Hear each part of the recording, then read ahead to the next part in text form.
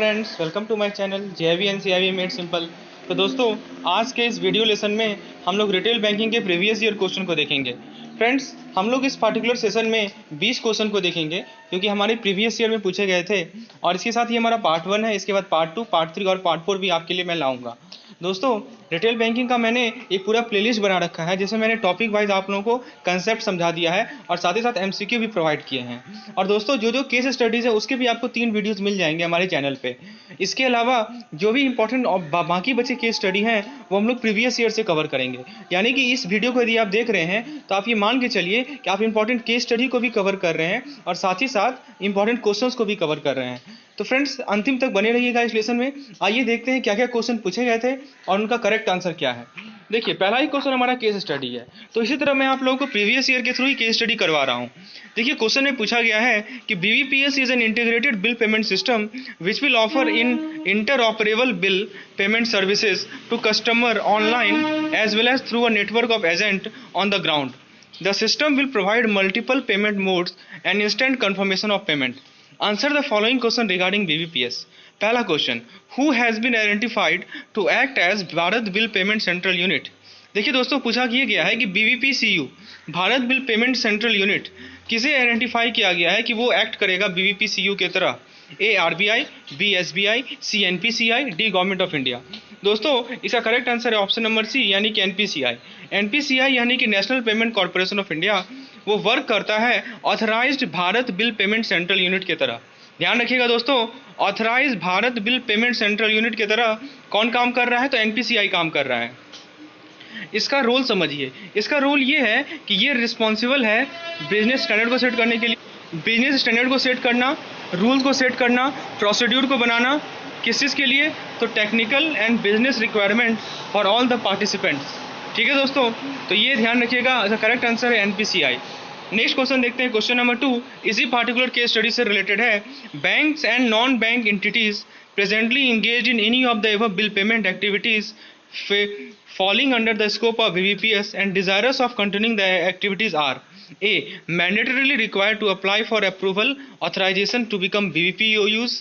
B. Allowed to decide whether they want to become BBPOU or not. C. Any one of the above. D. Neither of the above. तो दोस्तों, ये बात, इसका correct answer है option number A.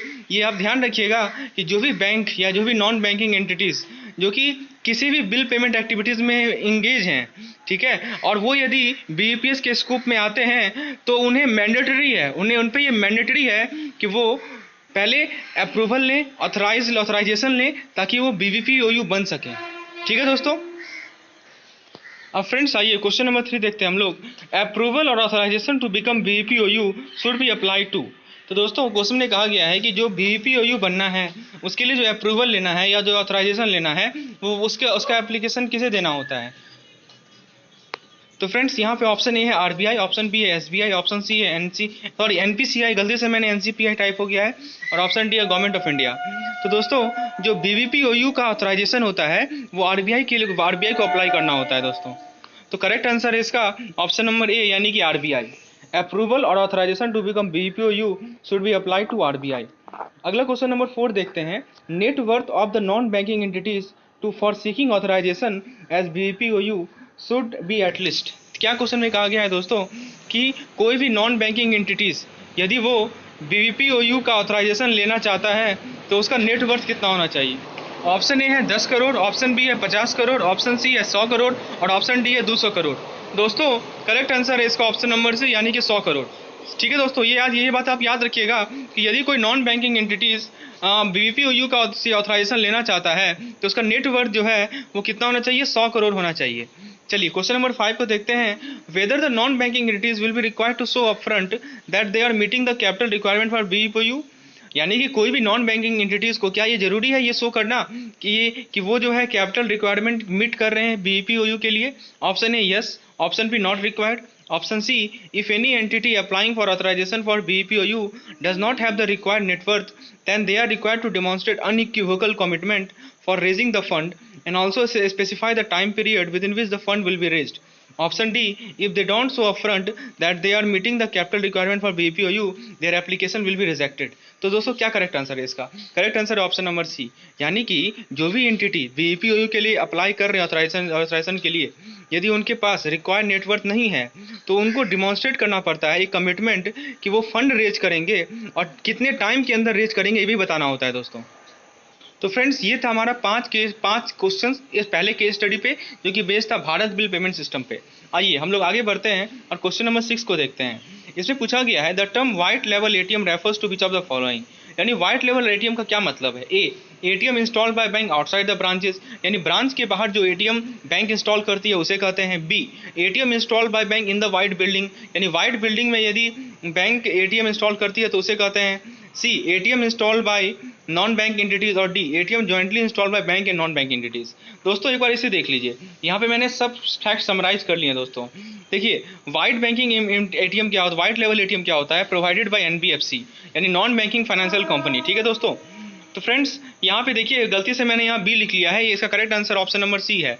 दोस्तों इसे correct कर लीजिएगा, ये व्हाइट बिल्डिंग का कोई मतलब नहीं है यहाँ पे, करेक्ट आंसर है नॉन बैंकिंग एंटिटीज। ठीक है, यानी एनबीएफसी, एनबीएफसी जो एटीएम इंस्टॉल करती है उसे हम लोग कहते हैं व्हाइट लेवल एटीएम। मैं फिर से बता रहा हूँ दोस्तों, करेक्ट आंसर है ऑप्शन नंबर सी इसका।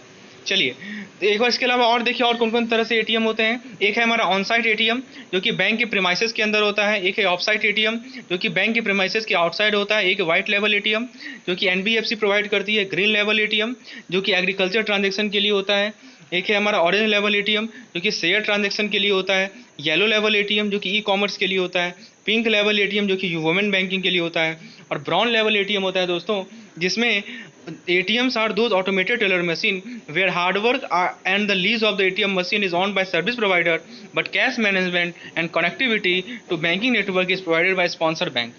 तो दोस्तों ये डिफरेंट टाइप्स ऑफ एटीएम है जिसको मैंने समराइज कर लिया एक पार्टिकुलर स्लाइड में, इसे आप लोग ध्यान रखिएगा। मेरा मेन मोटिव ये है इस प्रीवियस ईयर क्वेश्चन के थ्रू, ताकि आपको मैं कंसेप्ट भी समझाता चलूँ, जो इंपॉर्टेंट कंसेप्ट है वो भी मैं आपको बताता चलूँगा। ठीक है दोस्तों, तो इस क्वेश्चन का करेक्ट आंसर क्या है एक बार फिर से बता रहा हूँ दोस्तों, correct answer option number C है, गलती से बी टाइप हो गया है। चलिए आगे बढ़ते हैं क्वेश्चन नंबर 7। अब देखिए ये क्वेश्चन हमारा ईएमआई पे बेस्ड है। क्या पूछा गया है कि अ पर्सन, और देखिए दोस्तों ईएमआई बहुत इंपॉर्टेंट टॉपिक है, कभी कभी 5 मार्क्स का पूरा केस स्टडी पूछा जाता है, तो मैं आप लोग के लिए टॉपिक आसान कर देता हूँ। आइए क्वेश्चन नंबर 7 को देखते हैं। A person borrowed ₹10,000 from the bank at the rate 12% per annum for 1 year payable on EMI basis, so what is the amount of EMI। दोस्तों क्वेश्चन में पूछा गया है एक आदमी ने 10,000 रुपया बैंक से बोरो किया 12% पर एनम इंटरेस्ट रेट से 1 साल के लिए, और उसे वो EMI पे चुकाएगा। तो बताइए EMI का अमाउंट कितना है। आइए दोस्तों इसे सॉल्व करते हैं। पहले प्रिंसिपल कितना दे रखा है, 10,000 दे रखा है, रेट ऑफ इंटरेस्ट कितना है, 12% है। दोस्तों ध्यान ये रखना है, जैसे नाम ही है EMI यानी इक्वेटेड मंथली इंस्टॉलमेंट, यानी ट्रांजेक्शन मंथली बेसिस पे होगा, तो हमें रेट ऑफ इंटरेस्ट को 12 से डिवाइड करना है। तो यानी कि 12% को आप 12 से डिवाइड कीजिए तो आपको मिल जाएगा 1%, यानी 0.01%, यानी कि 1%, सॉरी 1% को 0.01 लिख सकते हैं हम लोग। ठीक है, तो ये ध्यान रखिएगा कि EMI के प्रॉब्लम में जो भी रेट आपको दिया रहेगा उसको आपको 12 से डिवाइड करना है, ताकि आप लोग मंथली रेट को निकाल पाएँ। और दोस्तों एक और बात ध्यान रखिएगा कि जो टाइम है उसको 12 से मल्टीप्लाई करना है। ये 2 चीज़ है जो कि ध्यान रखनी है। तो दोस्तों क्या वो 2 पॉइंट्स हैं, टाइम को 12 से गुना करना है और रेट को 12 से डिवाइड करना है। तो दोस्तों टी आपका 12 हो जाएगा। अब देखिए EMI का फॉर्मूला मैंने यहाँ पे लिखा है, इसे आप लोग डायरेक्टली याद कर लीजिए, P times R times 1 + R whole to the power T divided by 1 + R whole to the power T - 1। Retail banking के लिए ये EMI का फॉर्मूला काफ़ी ज़्यादा इंपॉर्टेंट है। आपको क्या करना है, P की जगह 10,000 पुट करना है, R की जगह आपको 0.01 पुट करना है, और T की जगह आपको 12 पुट करना है। तो आप यदि सॉल्व करेंगे इसे तो आपको आंसर मिल जाएगा 888 रुपया 48 पैसा, यानी उसे मंथली बेसिस पे 888 रुपीज़ और 48 पैसा EMI के रूप में भरना होगा, तब जाके उसका 10,000 का लोन पूरा होगा। ठीक है दोस्तों, आइए अब हम लोग एक दूसरा केस स्टडी को डिस्कस करते हैं। तो फ्रेंड्स देख सकते हैं कि इस पार्टिकुलर प्रीवियस ईयर क्वेश्चंस के स्टडीज़ को हम लोग जो कवर कर रहे हैं उससे मैं केस स्टडी भी कवर कर रहा हूँ। देखिए क्वेश्चन जो है हमारा वो हाउसिंग लोन से रिलेटेड है, सॉरी एजुकेशन लोन से रिलेटेड है। इसमें क्या पूछा गया है कि mister Ramanand who passed out B Pharma want to pursue higher education in master degree M Pharma. He has requested for an education loan of ₹10 lakh. Mr. Ramanand has provided the following data. तो दोस्तों mister Ramanand ने एक B pharma के course को पास किया और वो higher study pursue करना चाहता है एम फार्मा को, यानी मास्टर ऑफ फार्मा को। तो और उसने एक एजुकेशन लोन 10 लाख का एजुकेशन लोन को रिक्वेस्ट किया बैंक से। और उनका डिटेल देखिए क्या क्या डाटा है। हॉस्टल फी है 2 लाख, ट्यूशन फी है 8 लाख, कॉशन डिपॉजिट है 1,20,000, कंप्यूटर का कॉस्ट है 40,000, purchase of book equipment and uniform का कॉस्ट है 50,000। फिर अदर एक्सपेंस जो कि स्टडी टूर या प्रोजेक्ट वर्क या थेसिस के लिए रिक्वायरमेंट है वो है 30,000। तो आपको क्या करना है कि ये डाटा दी गई है, उस बेसिस पे कुछ क्वेश्चन को आंसर करना है। आइए क्वेश्चन नंबर 8 देखते हैं। How much education loan amount consider for caution deposit? Option A 1,20,000, option B 80,000, option C 24,000 और ऑप्शन डी है आपका 12,000। तो क्वेश्चन में पूछा गया है कि एजुकेशन लोन अमाउंट कितना कंसिडर किया जाएगा कॉशन डिपॉजिट के लिए। तो दोस्तों करेक्ट आंसर है इसका 80,000। अब आइए मैं समझाता हूँ। इसके लिए एक नियम है जो कि आपको याद रखना है कि जो कॉशन मनी होता है वो मैक्सिमम 10 ट्यूशन फी का 10% होगा। देखिए फिर से समझिए, या तो ट्यूशन फी का 10% होगा या जो एक्चुअल वैल्यू है वो होगा, जो भी कम है उसे आपको लेना है। ठीक है दोस्तों, क्योंकि मैक्सिमम हम लोग कर रहे हैं। बताइए ट्यूशन फी कितना दे रखा है आपको? 8 लाख दे रखा है, तो 8 लाख का 10% निकालिए, वो कितना होगा? 80,000 होगा। ठीक है, और आपको कॉशन डिपॉजिट कितना दे रखा है? 1,20,000। तो कम कौन सा है? 80,000 कम है कि 1,20,000 कम है? ऑब्वियस सी बात है 80,000 कम है। तो इस क्वेश्चन का करेक्ट आंसर होगा हमारा 80,000, यानी कि ऑप्शन नंबर बी। चलिए नेक्स्ट क्वेश्चन हम लोग 9 देखते हैं। हाउ मेनी एजुकेशन लोन, इसमें पूछा गया है how much education loan amount consider for book equipments and uniform study tools and thesis. ठीक है दोस्तों, तो बुक के लिए, इक्विपमेंट्स के लिए और यूनिफॉर्म स्टडी टूल्स और थेसिस के लिए कितना एजुकेशन लोन अमाउंट को कंसीडर किया गया है? ए है 70,000, बी है 80,000, सी है 1,60,000 और डी है 1,20,000।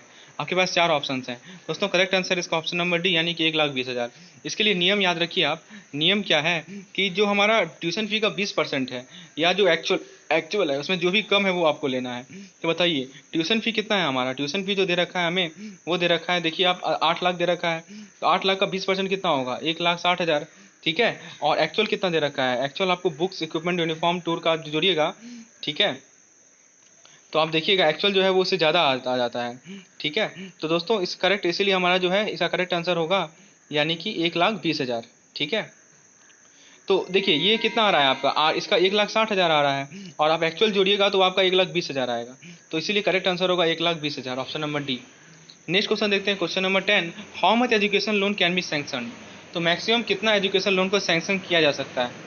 तो दोस्तों ऑप्शन नंबर सी इसका करेक्ट आंसर है, यानी कि 10 लाख मैक्सिमम एजुकेशन लोन को सैंक्शन किया जा सकता है, क्योंकि उसने रिक्वेस्ट किया है 10 लाख लोन के लिए। ठीक है, और क्वेश्चन जो है वो इस बात से साइलेंट है कि वो भारत में पढ़ रहा है कि अब्रोड में पढ़ रहा है, क्योंकि दोनों के लिए हमें अलग ट्रीट करना होता है। इसीलिए बैंक जो है मैक्सिमम 10 लाख रुपये सैंक्शन उसे कर सकती है। इसके अलावा एक और बेसिकली फॉर्मूला है हमारा जो कि टोटल लोन का है, वो है hostel fee plus tuition fee plus caution money plus other expense. ठीक है, तो ये जो है आपको जोड़ जाड़ कर आपको टोटल अमाउंट दे देगा, यानी तो जो अमाउंट उसने अप्लाई किया है जो भी कम है उससे आप निकाल सकते हैं। तो दोस्तों आप कीजिए क्या कि हॉस्टल भी आपको दे रखा है, ट्यूशन फी आपको दे रखा है, कॉशन मनी दे रखा है और अदर एक्सपेंस दे रखा है, सभी को आप क्या कीजिए, सभी को आप ऐड कर लीजिए। ठीक है, और सभी को आप यदि ऐड करेंगे तो आपको क्या मिल जाएगा? टोटल लोन मिल जाएगा। तो दोस्तों एक तो सिंपल तरीका है, आप इसे 10 लाख कह सकते हैं, यानी तो आप सबको ऐड करके देख लीजिए, जो भी कम आएगा उसका करेक्ट आंसर होगा। आइए नेक्स्ट क्वेश्चन देखते हैं। CERSAI was registered as government licence company under section 25 of A है हमारा securitisation and reconstruction of financial asset and enforcement of security interest act, B companies act, C banking regulation act, D both A and B. तो दोस्तों सरसई जो है registered हुआ था किस act के तहत? तो हमारा सारफेसी एक्ट के तहत। तो करेक्ट आंसर है इसका ऑप्शन नंबर ए, यानी कि SARFAESI act. Next question number 12 number है, सीआईए का फुल फॉर्म पूछा गया था। दोस्तों याद रखिएगा सीआईए का फुल फॉर्म है confidentiality, integrity and availability. Next question number 13 है, अंडर पीएमएसबीवाई प्रधानमंत्री, ये दोस्तों प्रधानमंत्री Suraksha Bima Yojana, total and irrecoverable loss of both eye और loss of use of both hand और फीट और loss of sight of one eye and loss of use of hand और foot, वो कितना है? टोटल कितना मिलता है ये पूछा गया है। ए है 2 लाख, बी है 1 लाख, सी है 50,000 और डी है 1.5 लाख। दोस्तों करेक्ट आंसर इसका 2 लाख। याद रखिएगा कि पीएमएसबीवाई जो है हमारा, उसमें 1 ईयर का एक्सीडेंटल डेथ कम डिसेबिलिटी कवर है 2 लाख रुपए का। ठीक है, जितने भी सेविंग बैंक अकाउंट होल्डर हैं सबको मिलता है, जो कि 18 से 70 साल के एज ग्रुप में है। और प्रीमियम कितना है इसका? 12 रुपया पर एनम पर सब्सक्राइबर। क्वेश्चन नंबर 14 में पूछा गया है, arrange the following stages of CRM in order in which they come first. A. Designing suitable product and services to the targeted and segmented customer. दोस्तों CRM को हम लोगों ने डिटेल में डिस्कस किया है हमारे वीडियो लेसन्स में, ठीक है। ऑप्शन बी है providing the right sales and services process. C है capturing the customer profile through a technology enable model. और चौथा है offering the product and services to the targeted and segmented customer. दोस्तों इसका करेक्ट आंसर है option number D. इसको मैंने समझाया भी है वहाँ पे, आप उससे जाके एक बार देख सकते हैं। तो यानी कि पहला 3rd आएगा, फिर 1 आएगा, फिर 4 आएगा और फिर 2 आएगा। चलिए 15 नंबर क्वेश्चन देखते हैं। Which of the following about BCSBI is wrong. A. Membership is in BCSBI is compulsory. B. Membership is voluntary. C. It is an independent and autonomous body. D. Registered at society. तो दोस्तों कौन सा गलत है? तो compulsory तो है ही, voluntary तो है नहीं, तो बी आंसर गलत है इसका, ठीक है। सॉरी यहाँ पे मैंने गलती से यहाँ ए लिख दिया है, करेक्ट आंसर इसका बी होगा, ठीक है। कि sorry B is wrong, membership in BCSBI is compulsory. दोस्तों करेक्ट है, ये हमारा कंपलसरी नहीं है, ये वॉलंटरली है, ठीक है। ये सोसाइटी की तरह रजिस्टर्ड है, और मतलब कोई चाहे तो रजिस्टर्ड हो भी सकती है और कोई चाहे तो रजिस्टर्ड नहीं भी हो सकती है, ठीक है। चलिए 16वां नंबर क्वेश्चन देखते हैं। For a failed ATM transaction after how many day of lodging a complain bank has to compensate the customer with what amount per day for delay in solving the grievance. A. 10 days ₹100 per day. B. 15 days ₹100 per day. C. 7 days। तो दोस्तों ये तो पता ही होगा आपको, हम लोगों ने डिस्कस किया भी था। इसका करेक्ट आंसर है 7 days, यानी कि ऑप्शन नंबर सी। 17 नंबर क्वेश्चन है, mass affluent belongs to income in lakh. तो दोस्तों हम लोगों ने रेंज देखा था, ठीक है। तो ऑप्शन ए है 10 से 50, ये लाख में है दोस्तों। बी है 50 से 400, सी है 400 से 4000 और डी है 2 से 10। तो दोस्तों याद रखिएगा 2 से 10 मास मार्केट होता है, करेक्ट आंसर है इसका ए, ठीक है। 10 से 50 मास इफ्लुएंट होता है, 50 से 400 सुपर इफ्लुएंट, 400 से 4000 हाई नेटवर्थ, 4000 से 1,20,000 सुपर हाई नेटवर्थ, और एवब 1,20,000 जो है वो अल्ट्रा हाई नेटवर्थ होता है। तो करेक्ट आंसर है इसका ऑप्शन नंबर है, यानी कि 10 से 50। लास्ट क्वेश्चन देखते हैं हम लोग इस पार्टिकुलर सेशन का। दोस्तों ये सेक्शन जो है बहुत इंपॉर्टेंट है, इसको एक बार समझ लीजिए। Mister Ravi took a loan of ₹20 lakh for purchasing a flat for self occupation on 30 March 2000 and paid ₹90,000 toward interest during financial year 2007 से 2008। He has also taken a loan of ₹15 lakh for purchasing another house on 30 March 2001 and paid ₹70,000 toward interest during financial year 2007 से 2008. The maximum amount of interest which he can claim as deduction would be। तो friends option A है 1,60,000, option B है 1,50,000, option C है 90,000 और option D है 60,000। तो दोस्तों वो कितना मैक्सिमम इंटरेस्ट क्लेम कर सकता है डिडक्शन के लिए, ये पूछा गया है। दोस्तों इसको समझिए, जो हाउसिंग लोन पे इंटरेस्ट होता है वो मैक्सिमम 1.5 लाख का होता है, उसे क्लेम किया जाता है डिडक्शन के तहत, ठीक है। ये किस सेक्शन में लिखा हुआ है? 24B सेक्शन में लिखा हुआ है IT एक्ट का, ठीक है। लेकिन एवब एग्जाम्पल में लोन 2 प्रॉपर्टी के लिए लिया गया है, ठीक है दोस्तों। तो दोस्तों इस पार्टिकुलर एग्जाम्पल में लोन जो है वो लिया गया है 2 प्रॉपर्टी पे, लेकिन जो डिडक्शन है वो केवल एक ही प्रॉपर्टी पे परमिसेबल है, बोरोवर का, ठीक है। बोरोवर के एक ही प्रॉपर्टी पे डिडक्शन परमिसेबल है, और जो डिडक्शन है वो क्लेम किया जाता है केवल एक प्रॉपर्टी पे, वो बोरोवर के चॉइस पर होता है, ठीक है दोस्तों। तो करेक्ट आंसर है इसका ऑप्शन नंबर सी, यानी कि 90,000, ठीक है। तो 90,000 जो है आप कैसे निकालिएगा? तो दोनों इंटरेस्ट में सबसे ज़्यादा है उस पर वो क्लेम करेगा अपना डिडक्शन। सबसे ज़्यादा कौन सा है? 90,000 है, इसलिए 90,000 करेक्ट आंसर होगा। फ्रेंड्स इस चार्ट को आप देख लीजिए, ये चार्ट मैं आप लोगों के लिए लाया हूँ। देखिए, first home and self occupied, first home rented vacant, second home और एडिशनल प्रॉपर्टी और अंडर कंस्ट्रक्शन, ये 4 टेबल है। और किस केस में कितना क्या रूल है वो आपको यहाँ पे समझाया गया। जैसे देख सकते हैं फर्स्ट होम सेल्फ ऑक्यूपाइड के अंदर interest pay, actual home loan interest pay subject to maximum of 2 lakh. तो किस केस में कितना एग्जाम्पशन होता है वो यहाँ पे आपको इस चार्ट में दिया गया है, और ये चार्ट आप लोग यूज रख लेंगे क्योंकि इससे क्वेश्चन आपसे सॉल्व होंगे।